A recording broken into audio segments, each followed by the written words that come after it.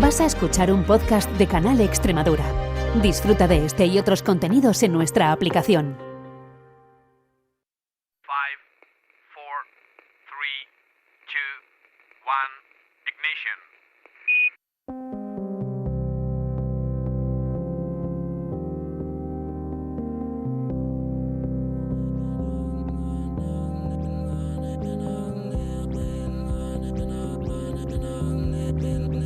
En Canal Extremadura Radio comienza Principio de Incertidumbre, con Jorge Solís. Bienvenidos a Principio de Incertidumbre, el espacio de investigación y ciencia de Canal Extremadura Radio.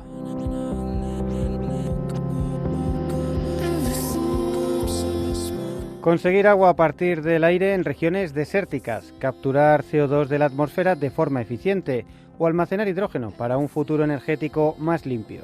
Esos son algunos de los retos más urgentes de nuestro tiempo, unos retos que podrían ser resueltos gracias a una nueva forma de hacer química, la llaman química reticular. Esta disciplina permite diseñar materiales desde cero, uniendo átomos y moléculas como si fueran piezas de una construcción, un Lego. Así nacieron los marcos metalorgánicos, conocidos como MOF, una familia de materiales porosos y funcionales capaces de capturar gases, filtrar contaminantes, acelerar reacciones químicas o almacenar energía con una eficiencia sin precedentes. El descubrimiento de estos materiales ha merecido el Premio Nobel de Química de este año, que ha querido reconocer el papel de los pioneros de esta nueva disciplina que permite construir estructuras tridimensionales funcionales con precisión atómica. Enseguida les vamos a contar qué son, para qué sirven y en qué punto de maduración se encuentran estos materiales, pero antes, como siempre, les recordamos que estamos en las principales plataformas de podcast y en X si buscan Principio de Incertidumbre. ¿Nos acompañan? Principio de Incertidumbre, investigación y ciencia para todos los públicos. La posibilidad de crear materiales a medida ha transformado la química moderna. Ya no se trata solo de descubrir nuevas sustancias, sino de construirlas átomo a átomo, eligiendo de antemano qué propiedades queremos que tengan. Esa es la base de la química reticular, una disciplina que permite ensamblar metales y moléculas orgánicas en redes tridimensionales perfectamente ordenadas, con poros ajustables a escala nanométrica y superficies internas gigantescas, capaces de interactuar con gases o líquidos de forma controlada. Gracias a esta forma de construir redes cristalinas han surgido nuevos materiales conocidos como MOFs, las redes metalorgánicas, que son unas sustancias con propiedades asombrosas. Por ejemplo, son capaces de capturar dióxido de carbono, almacenar hidrógeno o incluso obtener agua del aire en ambientes extremadamente secos. Por este avance, por sentar las bases de esta química reticular y abrir una nueva frontera en el diseño de materiales, el Premio Nobel de Química de 2025 ha sido concedido a Susumu Kitagawa, Richard Robson y Omar Yaghi. Para conocer mejor este campo y entender cómo se construye la materia, molécula a molécula, vamos a hablar con Felipe Gándara, que es científico titular en el Instituto de Ciencias de los Materiales de Madrid, es doctor en química, realizó su postdoctorado en la Universidad de California en Berkeley, precisamente en el grupo de Omar Yaghi, uno de los galardonados con el Nobel. Desde entonces lidera su propia línea de investigación en química reticular y materiales porosos, así que con él vamos a conocer un poco qué es esto de los MOFs, cómo funcionan, qué retos tienen por delante, pero lo primero, darle la bienvenida a Principio de Incertidumbre. Felipe, ¿qué tal? Bienvenido. Hola Jorge, ¿qué tal? Muy bien, gracias. Hombre, la verdad es que es un tema fascinante, lo hemos conocido el gran público gracias a los premios Nobel, pero lo cierto es que los MOF ya llevan sobre la mesa muchísimos años, ¿no? Creo que los pioneros empiezan a trabajar sobre los años 80, empieza a haber avances y digamos que es un campo nuevo de la química, ¿no? Esto de la química reticular, cuéntanos, ubícanos un poco de qué estamos hablando.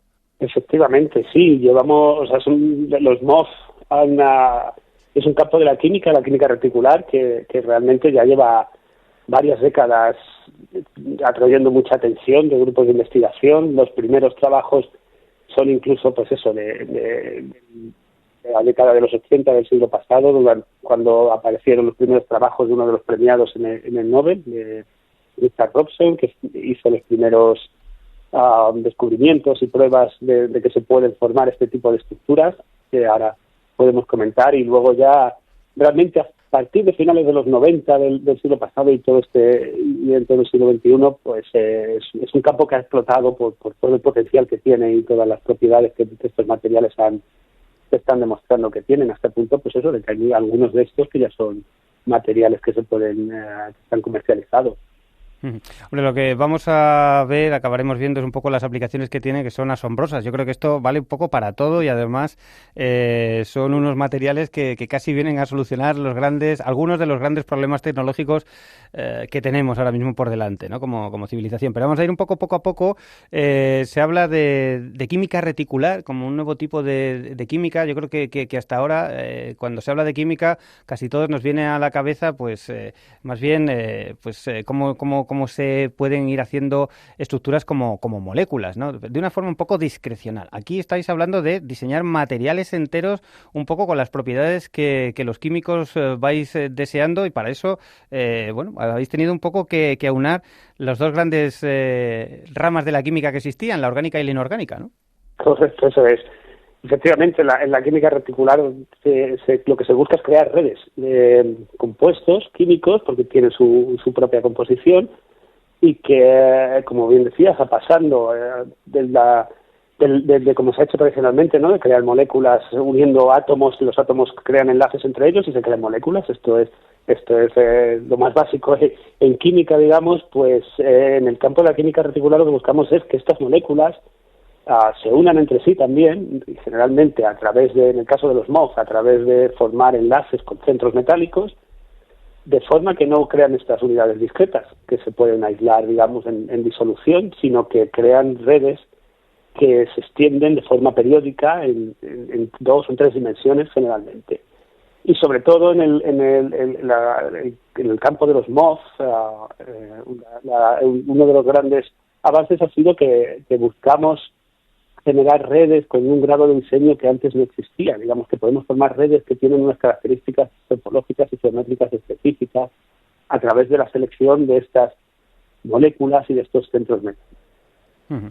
Y esto, pues ha abierto un paso más, un nivel mayor no sé si de complejidad, pero sí al menos de posibilidades que permiten para diseñar materiales prácticamente a la carta. Claro, porque un poco escuchando a los premios Nobel de este año, ¿no?, explicando un poco cómo es su trabajo, ponían el símil de, hasta ahora, como tú decías, lo más elemental, lo que uno estudia ya en el colegio, en el instituto, tienes átomos, voy construyendo moléculas, pero un poco esto era ir al siguiente paso de voy a intentar construir materiales con moléculas, también con átomos, como si fuera de alguna forma un Lego. Voy a ir construyendo piezas de tal forma que se monte una red, una especie de estructura como la que vemos en los cristales, ¿no? Y que yo pueda ir seleccionando un poco las propiedades que va a tener ese material, entre otras cosas, siendo capaz de distinguir, diseñar cómo de grande va a ser el poro, el espacio, la oquedad que hay dentro. Pero creo que la gran dificultad que ha habido aquí, que esto como sueño lo ha pensado mucha gente, era hacerlo realmente, ser capaces de construir estas estructuras, porque creo que en un principio lo que salía de alguna forma era un gurruño, ¿no? Conseguir verdaderamente ese poro, ¿no?, ese espacio sin paredes, era realmente la clave del asunto, ¿no? Sí, el reto era precisamente en poder hacer que estos legos moleculares sean lo suficientemente, primero, ordenados, son materiales cristalinos, tienen esta periodicidad y se van repitiendo los mismos patrones, y por otro lado que sean suficientemente robustos para que no colapsen y que haya accesibilidad a estos poros. Entonces, yendo un poquito, si quieres, desde el principio, precisamente, y siguiendo un poco con esta cronología de los descubrimientos para el premio Nobel, el primer paso que es por lo que se ha reconocido el trabajo de Robson es precisamente demostrar que se podían construir de manera ordenada redes con unas características específicas. Su primer trabajo, él hizo una red metalorgánica donde los centros metálicos y las moléculas orgánicas son tetraédricas y tienen una geometría específica que da lugar a una red que es igual a la que encontramos, por ejemplo, en el diamante. El diamante tiene átomos de carbono, y los átomos de carbono, cada uno de ellos se une a otros 4 átomos de carbono y forma esta red de diamante simplemente con carbono. En este primer red metalorgánica había centros tetraédricos de cobre y unas moléculas más largas, por supuesto, que también tenían esta misma geometría. Uniéndose entre ellas, cristalizó este primer compuesto que tenía una misma forma, en donde cada una de estas unidades de construcción, estas piezas de nuestro Lego molecular ahora, se unen a otras 4 de ellas con la misma geometría. Lo que ocurre es que en estos primeros casos estas redes todavía no eran tan robustas. Sí que se podían hacer de forma cristalinas, pero eran unas redes aniónicas, tenían cargas en el interior y esto no permitía todavía acceder a esos poros. Pero fue la primera demostración y los siguientes trabajos ya no solo con estos átomos, estas piezas de Lego que van 4 a 4, sino cambiando sus geometrías, cuadrados y tetraedros y octaedros, digamos, y de esa manera se generan las distintas redes.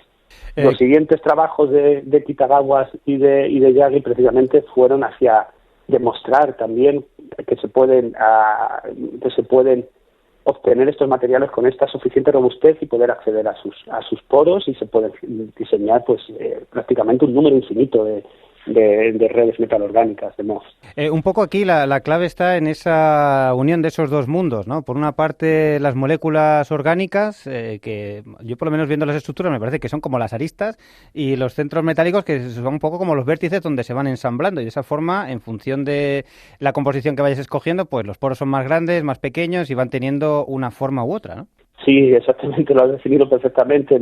Cuando simplificamos las estructuras o las redes de los MOFs, ya sea una vez que se ha descubierto o para diseñarlo, generalmente pues simplificamos los centros metálicos en nuestros nodos, en nuestra red, y los ligandos orgánicos suelen ser estas ejes aristas que van uniendo entre ellos. Se pueden hacer con mayor complejidad y darle más puntos de conexión, y de esta manera se puede diseñar montones de tipos de redes diferentes. Al final una red se define pues eso, como una unión entre nodos de diferente conectividad, y aquí cambiamos este concepto topológico matemático por composición química. Uh-huh. Y luego, a través de la selección del ligando, y eso sí que fue muy importante, una vez que empezaron a usarse, por ejemplo, moléculas orgánicas que tenían grupos carboxilatos, estos grupos carboxilatos básicamente tienen una carga negativa, también se enlazan a los cationes que son positivos, y el enlace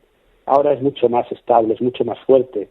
Pero además se puede cristalizar y se pueden obtener los materiales, y con ello se permite obtener redes neutras que ahora sí podemos evacuar sus poros y acceder a ellos. Claro, esto es una cosa fundamental, que es lo que le da la peculiaridad a estos materiales, y es que no tienen paredes, digamos que son solamente esa estructura diáfana, cristalina. Entonces, claro, eso permite, para muchas de las aplicaciones que van a tener estos materiales, que puedan utilizarse como filtros, ¿no? Que puedan ser como pues una especie de tamiz que va filtrando las moléculas, gases o fluidos que yo haga pasar a través, porque pueden ser muy selectivos de un tipo concreto de molécula que precisamente quede atrapada, porque soy capaz de definir el poro como quiero, e incluso pues con las características de la molécula que yo vaya buscando, ¿no? Eso es, sí, los podemos asemejar a esponjas moleculares, son tamices moleculares, igual que ya teníamos tamices moleculares inorgánicos, por ejemplo las ceolitas, tienen estas características de porosidad, son materiales inorgánicos, pero el gran avance de los MOF viene, por un lado, en el grado de diseño, en la capacidad de hacer estos poros con estas geometrías que estás mencionando, que puede adaptarse para que sea de un radio específico donde solo difunda una molécula, pero sobre todo también porque permiten cambiar el entorno químico del poro con un nivel de control que antes no existía. Podemos hacer reacciones químicas con las moléculas que ya están en la red, y podemos modificarlas, y podemos añadir grupos funcionales que hagan que reaccionen con otras moléculas específicas para que, por ejemplo, haya reacciones químicas en su interior, para que haya una enorme selectividad para capturar un contaminante o incluso las moléculas de agua, y todo esto es uno de los mayores logros precisamente de la química reticular. Claro, es que, digamos, el símil de filtro se le queda corto, ¿no? Es que también es funcional, o sea, también puede funcionar como un catalizador de reacciones, ¿no? Yo quiero que haga esto, con esto que te meto como input, y lo vas arreglando dentro de la estructura, y lo hace, ¿no? Efectivamente, sí, desde la selección de los centros metálicos, que ya de por sí pueden tener propiedades de actividad catalítica o propiedades que vengan dadas por la característica del elemento que se escoja, hasta la capacidad de incorporar dentro del poro otras moléculas activas, de anclarlas a los ligandos y darle propiedades, pues, efectivamente, de mayor selectividad, de reconocimiento de molecular, y básicamente pasamos de todo lo que podíamos hacer en disolución en química, lo hacemos ahora en sólidos, lo hacemos ahora en materiales, que en sus cavidades. Si lo vemos un poco en aplicaciones que pueda tener, se ve con mayor detalle el potencial que tiene tan asombroso. Por ejemplo, uno de los usos que se comentaba y que tiene, pues, todo el sentido ir buscando este tipo de materiales hoy en día, es el de poder capturar, por ejemplo, las moléculas de dióxido de carbono, ¿no? En procesos industriales donde se emite mucho. Entonces, uno de los problemas es que cuando tú tienes esos residuos de combustión, no solamente tienes moléculas de CO2, sino de otras muchas cosas. Entonces, en el caso de que quiera específicamente quedarme con las de CO2, necesito un material que específicamente sea capaz de seleccionar esta molécula, que es muy parecida en cuanto a tamaño y características a otras muchas que van también en ese flujo. Entonces, estos materiales son ideales porque los puedo diseñar específicamente, por ejemplo, para esa captura de dióxido de carbono, ¿no? Efectivamente, claro. El dióxido de carbono, el problema que presenta para la sociedad actualmente, no hace falta que lo describamos, pero fíjate que incluso a concentraciones bajas como las que hay en la atmósfera relativamente, quiero decir, en comparación con el resto de componentes del aire, claro. Eso es ocasiona este problema. El reto es precisamente capturar el CO2 cuando tienes otras moléculas a su alrededor. En el caso de MOF y de COF, que se utilizan también de otros redes, de otros materiales que sean puramente orgánicos, pero siguiendo estos mismos principios de diseño, se han conseguido ya materiales que, por ejemplo, añadiendo moléculas con funcionalidades orgánicas como aminas, que actualmente se utilizan en disolución, pero en disolución son corrosivas y necesitas además aportar mucha energía para reactivarlas.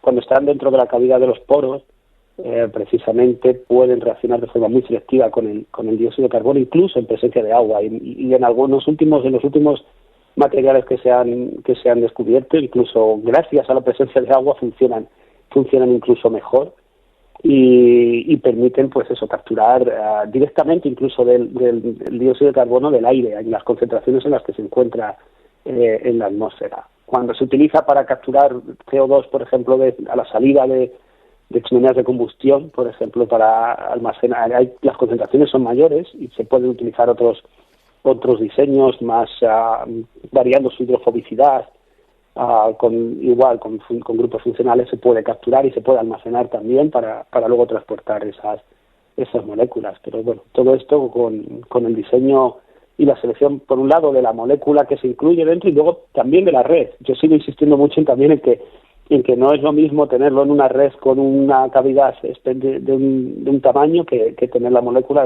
con la cavidad de otro tamaño diferente. Las interacciones en esos niveles moleculares y atómicos son muy diferentes. Es que esto verdaderamente llama la atención porque son los materiales que más superficie son capaces de tener por unidad de masa, ¿no? Entonces, no sé un poco dónde estará el récord hoy en día, pero escuchaba a Yagi haciendo así un comparativo de uno de los MOF, ya hay muchísimos, que era capaz de en un solo gramo tener una superficie semejante a la de un campo de fútbol, ¿no? Si pudiéramos extenderlo en una red bidimensional, para que nos hagamos una idea del nivel de porosidad que tiene esto, así que la capacidad que tiene de absorber moléculas por unidad de masa, ¿no? Eso es, sí, ese fue además otro de los puntos de inflexión en la química reticular y de MOFs. Y nuevo, enlazando con los logros del premio Nobel, fue a partir creo que recordar del año 95, cuando se reportó el primer material MOF, que además se acuñó esta terminología y se demostró que tenía una superficie específica alta, que podían difundir los gases en su interior, que es como se determina esta superficie específica.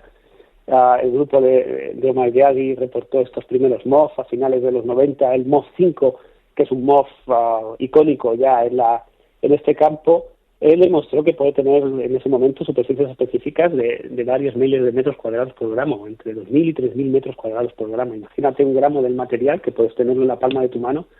Si extiendes toda su superficie interior, como con esta analogía que estabas comentando, son varios campos de fútbol. Y esto fue a finales de los 90 y eso es lo que atrajo un enorme interés de toda la comunidad científica, una vez que se demostró que estos materiales no eran simples demostraciones de que se pueden hacer las redes como juguetes de Lego, sino que además tienen este potencial. A partir de ahí el campo, con las reglas de diseño, evolucionó, que nos proporcionaron, evolucionó y hubo una carrera prácticamente para ver quién hacía el material con mayor porosidad. En algunos casos se han reportado materiales con cerca de 7-8 mil metros cuadrados por gramo, incluso creo recordar que superiores. O sea, es algo inmenso, increíble, sí. Por eso tendría o tiene aplicaciones, por ejemplo, para almacenar gases, ¿no? Creo que, por ejemplo, para vehículos que llevan gas se empieza a utilizar ya, ¿no? Puedes almacenarlo en unas condiciones de más seguridad, menor presión, a temperaturas más bajas, todo un poco más sostenible, que también es un tema muy importante ya lo has dejado caer un poco. Todo esto nos va a permitir hacer una química con un menor aporte de energía, temperaturas más bajas, en fin, que son todo ventajas.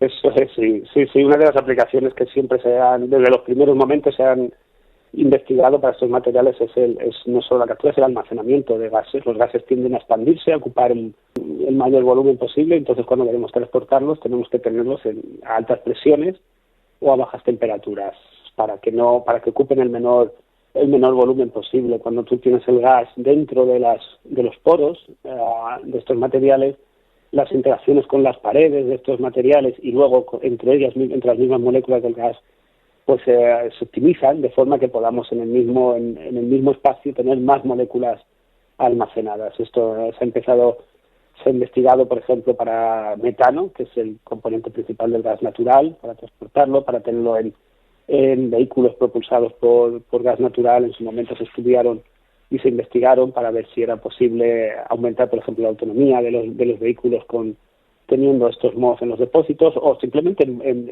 si es para transportarlos, incluyes dentro de un cilindro de gas de alta presión, puedes transportar una cantidad mayor con las ventajas que esto supone del mismo gas que si no tuvieras el material dentro. Y creo que de hecho, también otra de las cuestiones tecnológicas que tenemos hoy en día, retos, es cómo transportamos y almacenamos el hidrógeno, ¿no? Queremos hacer un cambio en la economía, generar más hidrógeno verde, pero claro, también para moverlo, transportarlo, almacenarlo, es un problema, es la molécula más ligera que hay, como decías, o presiones altas o temperaturas ultra bajas, es una dificultad tremenda.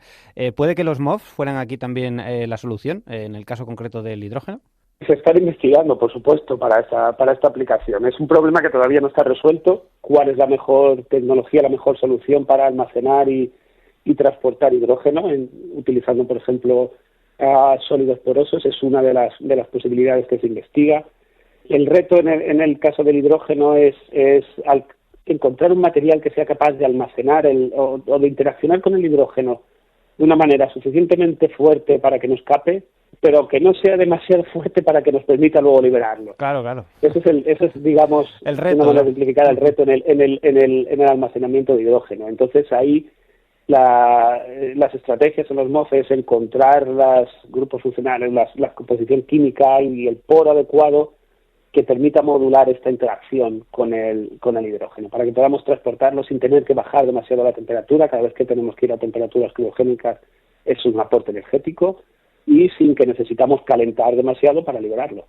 Es algo que está siendo investigado hoy en día por numerosos grupos de investigación. Sí, esto lo estamos siguiendo. La verdad que hay como muchas tentativas, muchos enfoques. Uno de ellos es el de los MOF. Ciertamente, vemos que va a ser una cuestión crucial, ¿no? Poder resolver esto. Si se hace de una forma satisfactoria, pues será muy ventajoso en muchos aspectos. Pero hay otro asunto también capital que a mí me parece realmente de lo más bonito, ¿no? De lo que he podido ver, además vinculada a la historia personal de Omar Yaghi, que es un investigador de origen palestino, criado en Jordania.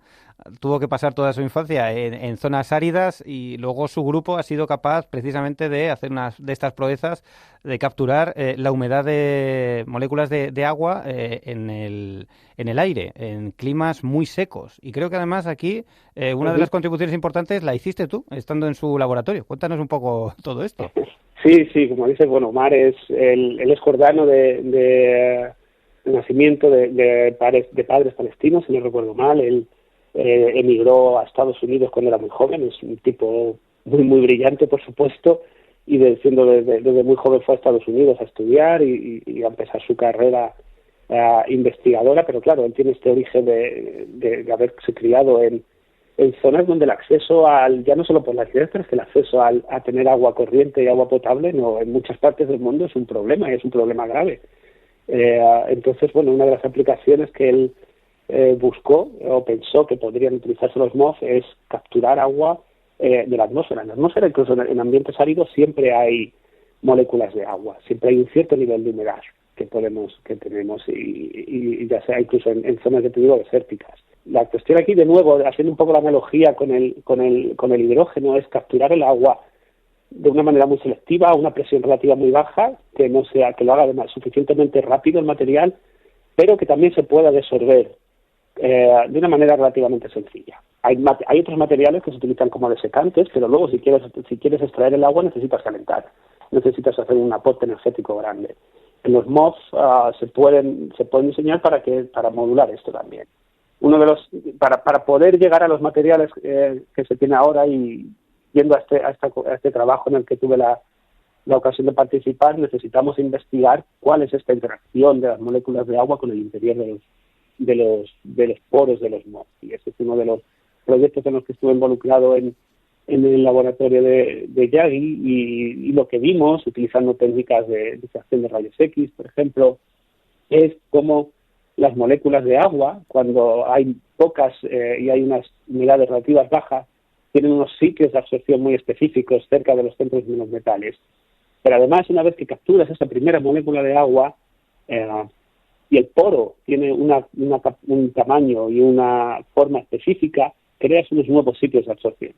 Y entonces la siguiente molécula de agua se une a esa primera y a la tercera, y se hace como una reacción en cadena, digamos, de sitios de absorción. Y eso da lugar a la posibilidad de que a una humedad relativa muy específica capturas el agua de una manera muy muy específica y todas las moléculas de agua. Una vez que entra la primera, consigues absorber el resto.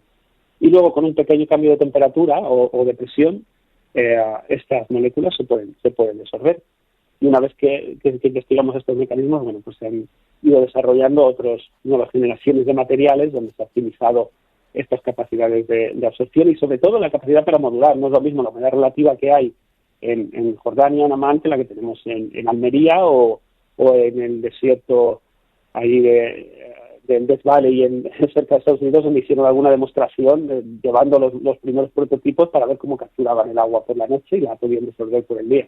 Claro, porque es que esto era los dispositivos esos, que no sé un poco en qué punto están ahora mismo, por lo menos lo que eran estos prototipos, algo asombroso, ¿no? Era una especie de caja que tú dejabas abierta por la noche, a pesar de que la humedad relativa, bueno, era un poquito más alta por la noche que por el día, claro, el 10-20%, eso era capaz de absorber esa humedad relativa, y luego durante el día, simplemente con el cambio de temperatura, pero con la temperatura ambiente que pudiera haber en esas zonas de 30-40 grados, el agua que estaba retenida en el material se liberaba en forma líquida, o sea, de tal forma que tenías una caja en la que no tienes que hacer aporte de energía y verdaderamente hace esa transformación.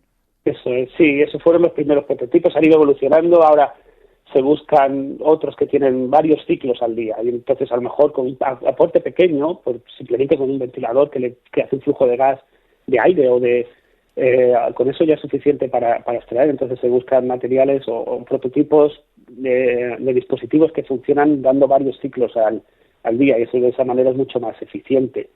Esto, bueno, desde esos primeros prototipos ahora me consta que hay empresas que ya son startups que están en el proceso de comercializar estos primeros diseños y estos primeros dispositivos para poder instalarlos en zonas remotas donde no hay acceso a agua potable o donde no hay capacidad de transportar el agua.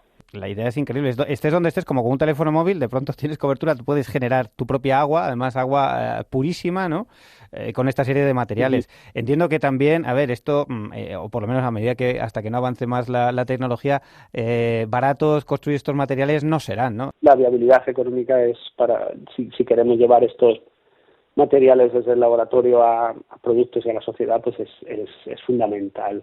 El escalado del material es una de las razones que normalmente pues aumenta el coste, dependiendo de la molécula del metal que se utilice, Pero bueno, esos son problemas que no son ni mucho menos insalvables. Por ejemplo, en el caso de estos materiales para absorber agua, los primeros materiales las primeras generaciones están basados en elementos como circonio, que tiene un coste más elevado. Los siguientes han utilizado aluminio, que es un elemento más abundante, con menor coste. Por la parte orgánica, bueno, pues hay moléculas que tienen un coste mayor que otras, sintetizarlas, pero igualmente cuando se busca o se encuentra una aplicación de forma que haya que escalar, se buscan rutas donde se puede hacer, y yo creo que ese no es un problema en cuanto al escalado. De hecho, hay compañías, como te decía antes, que están especializadas en escalar los materiales para diferentes aplicaciones y que los venden. Hay empresas, una empresa que tiene base en Chicago, cerca de la Universidad de Northwestern, una spin-off, pues comercializa varios de estos MOF y ya los venden para almacenar gases, por ejemplo gases tóxicos que se puedan almacenar dentro de estos materiales y que hagan que haya menos riesgo de exposición a ellos. O sea, es algo que, bueno, hay que tener, por supuesto, en cuenta, pero creo que es algo que siempre se puede encontrar la forma de hacerlo. Claro, bueno, esto es algo que sin duda veremos cómo evoluciona. De momento, ahí está el campo. Hemos hablado, pues eso, de dióxido de carbono, hidrógeno, agua. Imagino también se ha hablado de utilizar para limpiar contaminantes el mar. En fin, tú puedes configurar las redes para lo que quieras, muchísimas cosas. Imagino también en el ámbito médico también podrás hacer diagnósticos, pruebas, en fin. Lo que la imaginación realmente es el límite, ¿no? Luego encontrarlo y aprender a producirlo de una forma sostenible y barata. No sé, tú ya específicamente con tu grupo de investigación en el Instituto de Ciencias de Materiales de Madrid, ¿en qué andáis trabajando? Creo que también con eficiencia en captura de fotovoltaicas, por ejemplo. Bueno, en el Instituto de Ciencias de Materiales de Madrid, somos parte del CSIC. Somos un centro donde se empezó a trabajar en estos materiales ya desde hace bastantes años, uno de los centros pioneros en España trabajando en MOF. La que fue mi directora de tesis ya trabajaba en ellos cuando empezaron a principios de este siglo, cuando salieron los primeros trabajos. Y bueno, tenemos bastante experiencia en sintetizar y en hacer nuevos materiales y también en conocer cómo son sus estructuras por dentro. Parecido a lo que te comentaba antes de los procesos de agua, entender cómo a nivel atómico y a nivel molecular operan dentro de los poros las diferentes moléculas es fundamental para poder desarrollarlos, y eso es algo en lo que tenemos mucha experiencia utilizando técnicas de difracción de rayos X, por ejemplo.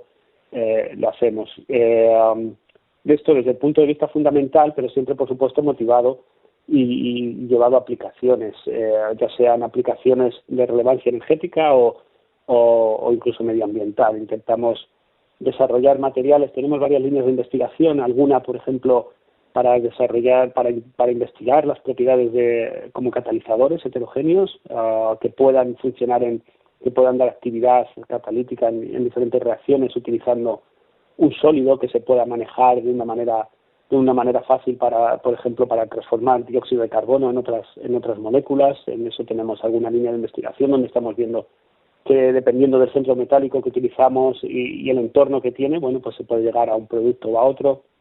En colaboración con otros grupos también hemos trabajado, mencionadas para aplicaciones, para investigar las propiedades fotoquímicas y fotoelectroquímicas de estos materiales, de nuevo seleccionando las moléculas orgánicas. Bueno, pues podemos también, y los centros metálicos, modular estas propiedades, por ejemplo, para celdas fotoelectroquímicas.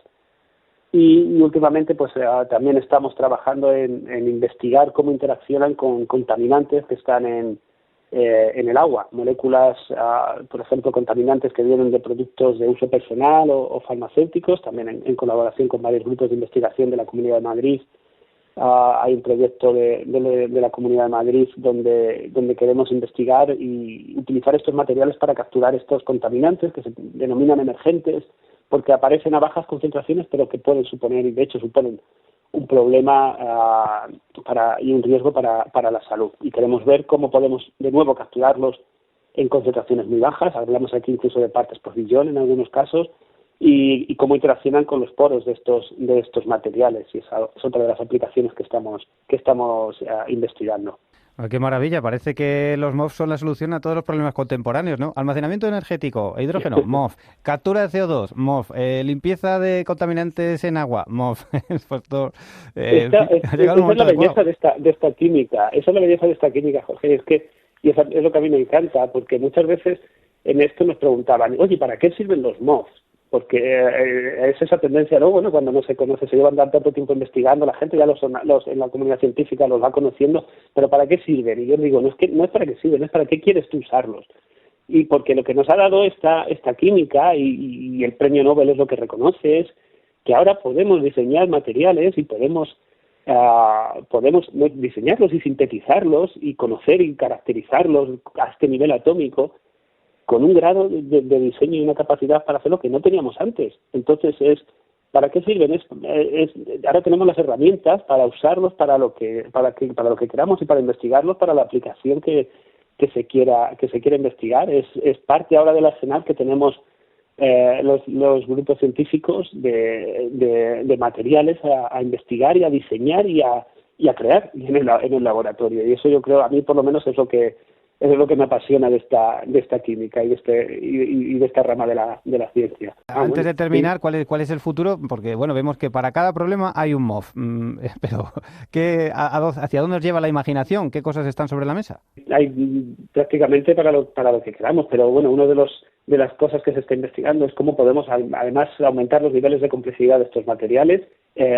Hasta ahora, utilizando un tipo de metal y un tipo de ligando, podemos hacer esta cantidad inmensa de materiales, pero si empezamos a combinar diferentes ligandos, diferentes metales, podemos llegar a materiales que incorporen secuencias atómicas en su interior específicas, y esto de alguna manera nos da la capacidad de crear materiales con un mayor grado de complejidad y asemejarlo, por ejemplo, a moléculas biológicas como ADN, donde se pueden codificar específicamente piezas de información. Entonces, bueno, pues eso es algo que se está planteando de una manera todavía más teórica, pero que se está buscando cómo, controlando estas composiciones y estas estructuras de los materiales, se puede llegar incluso a crear estos materiales para el futuro. Claro, como la cadena de ADN, ¿no? Que al fin de cuentas es una molécula un poco aburrida, súper larga, pero que puede codificar información. Oye, pues vamos a hacer nosotros algo parecido, que ya empezamos a saber construir estructuras súper largas, pues vamos a hacerlo que verdaderamente sirva para codificar y tener memorias mucho más grandes y diferentes a las que tenemos hoy en día, ¿no? Es otro de los campos.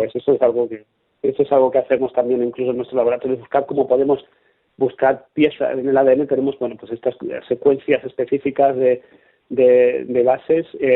Nosotros buscamos secuencias específicas de combinaciones de metales, que podamos tenerlos separados a unas distancias específicas, un metal en un sitio separado del otro, y esto, bueno, pues nos da unas propiedades nuevas, propiedades emergentes que todavía estamos investigando. Bueno, pues lo dicho, es un momento muy interesante para estar en el ámbito de la química, ¿no? Y de la química reticular, que ya ha dado pasos de gigantes, pero todavía lo que le queda por delante. Felipe, estaremos muy pendientes de lo que hacéis en vuestro laboratorio, también para que vengas aquí y nos lo vuelvas a contar. Recordamos, científico titular en el Instituto de Ciencias de los Materiales de Madrid, uno de los colaboradores del Premio Nobel de este año. Esperamos noticias tuyas para que nos volvamos a repetir esta charla, ¿vale? Cuando queráis, un placer. Hasta aquí nuestro programa de hoy. Muchas gracias por acompañarnos y hasta una nueva edición. Principio de incertidumbre @canalextremadura.es.